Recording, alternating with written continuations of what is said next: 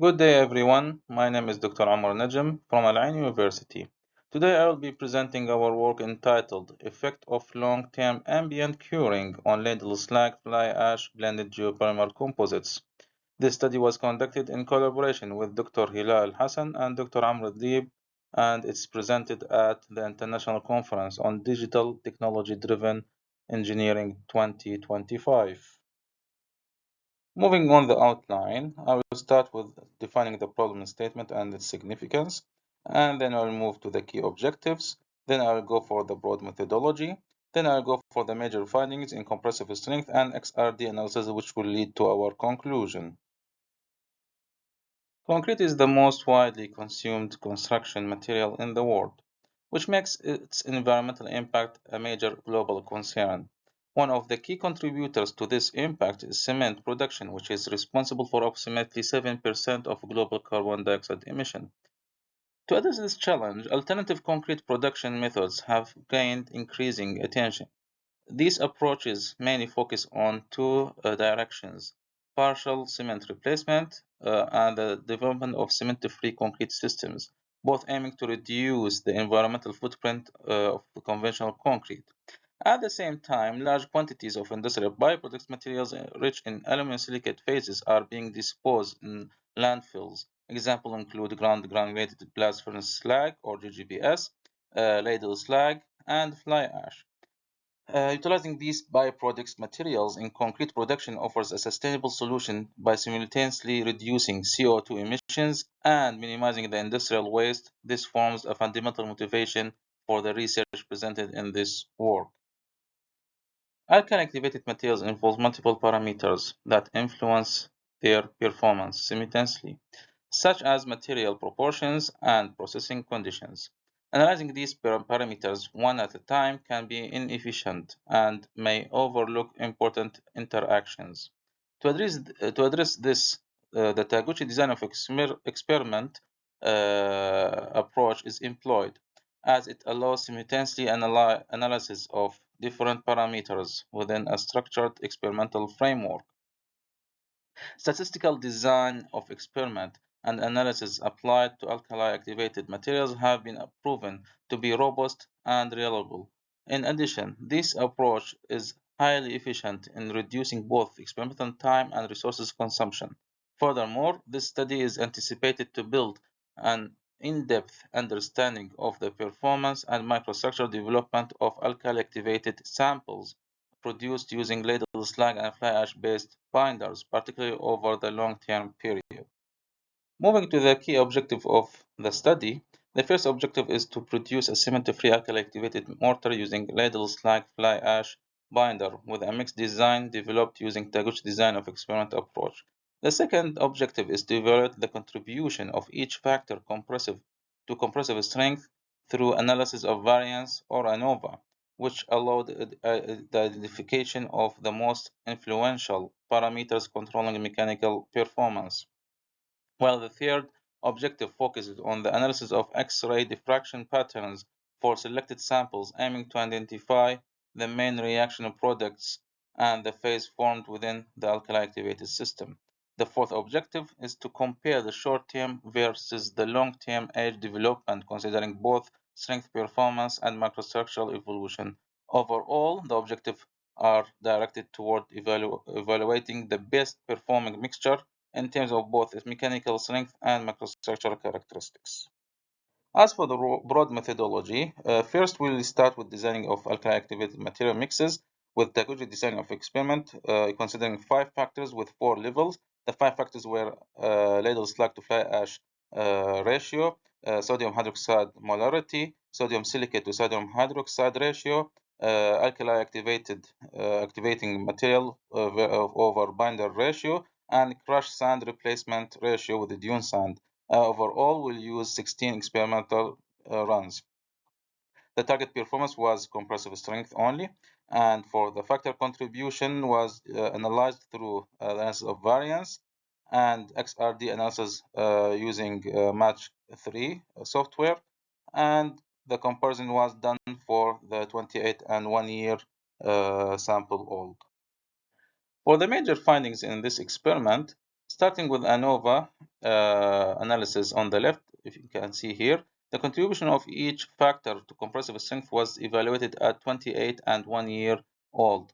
At 28 days, the sodium silicate to sodium hydroxide ratio shows a highest contribution, indicating the strong influence of activator chemistry on early age strength. This is followed by the Ladle Slag to fly ash ratio and NaOH molarity. When the results are examined at 1 year, a shift factor significance becomes evident. The contribution of the silicate modulus further increase, confirming its dominant role in the long-term strength development, in contrast to the influence of NaOH molarity significantly decreases over time. In addition, the crushed sand to dune sand ratio, referred here as CSTS, shows a substantial increase in contribution at 1 year. This highlights the importance of aggregate composition and packing characteristics on long-term mechanical performance. While on the right side, you can see the compressive strength results indicated in a clear strength gain from 28 to 1 year old samples. While some mixtures exhibit moderate increase, others demonstrate significant long-term enhancement, reflecting continuous reaction and a matrix densification in the alkali-activated system. Overall, these findings emphasize a long-term performance is governed by both activator chemistry and aggregate characteristics, rather than early-age parameters alone. For further investigation on the previous results, contour plots were conducted in this research. In these plots, the dark green regions represents higher compressive strength, while the light green regions indicate lower strength levels. The contour were drawn between the 28 compressive strength versus the 1 year compressive strength for each contributing factor to the studied in the parameters of this study.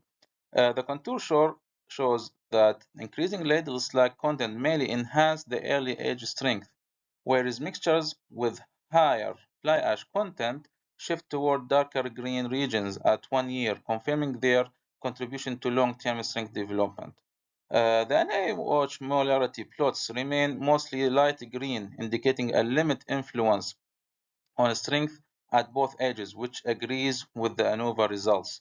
For the alkali-activated solution to binder ratio, darker green zones occur at lowest ratios for both ages, explaining the similar contribution observed in the ANOVA analysis. In contrast, increasing the sodium silicate to sodium hydroxide ratio consistently shifts the contours toward darker green regions, highlighting its dominant role in strength development. Finally, higher dune sand content beyond 50% results in lighter green regions at later ages, indicating reduced strength due to the poor particle packing. The XRD analysis was done for certain chosen mixes in this study. As all they showed the same behavior, here we have one sample. At the 28 days in this sample, you can see the XRD pattern show a clear peak associated with gehlenite, which is a major mineral phase represented in raw ladle slag. The present of these peaks indicate the ladle slag was not fully reacted at early ages. In addition, the detection of N-cache suggests the contribution of fly ash at the early age activation process. After 1 year, a significant change in XRD pattern observed. The disappearance of gehlenite peaks confirms the progressive participation of ladle slag in the geopolymerization reaction.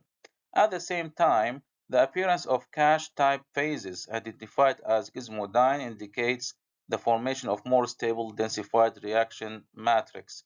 Minor phases such as quartz, dolomite, and calcite were detected at both ages. However, the increased intensity of calcite peaks at 1 year suggests the occurrence of carbonation due to the prolonged ambient curing.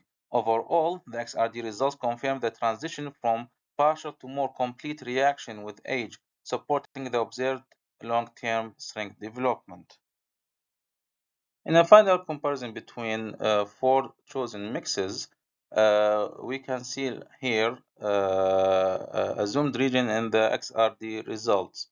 The zoom region highlights the key peaks at around 20.66 degrees, which correspond to the N-cache phase, and the nearby peak at approximately 20.94 degrees, representing the cache phase. Mix M2 shows relatively higher intensity of N-cache peak, which indicates a less advanced transformation toward the cache, and it consists with the lower compressive strength. In contrast, mixes M15 and M16 exhibit a significant reduction or near disappearance of N-cache peak, accompanied by an increase in cache peak intensity. This confirms the progressive transformation of N-cache into more stable cache phase. Among all mixes, M16 shows the lowest N-cache intensity, indicate the most advanced phase transformation, which explains its superior one-year compressive strength, which was around 42 megapascals. Overall, this comparison clearly links phase evaluation to mechanical performance. In conclusion, a set of 16 experimental runs was developed and analyzed using the Taguchi design of experiment with statistical approach. ANOVA was able to find the contribution of each factor to the compressive strength in both curing ages. An XRD analysis showed major changes in the form matrix within the two ages. Increasing the strength for 1 year age was due to the continuous slow reaction of main phase in raw materials. Thank you for attending my presentation. If you have any question, please ask. I'll be happy to answer you. And in the meantime, you can scan this QR code to find my pages through the sites.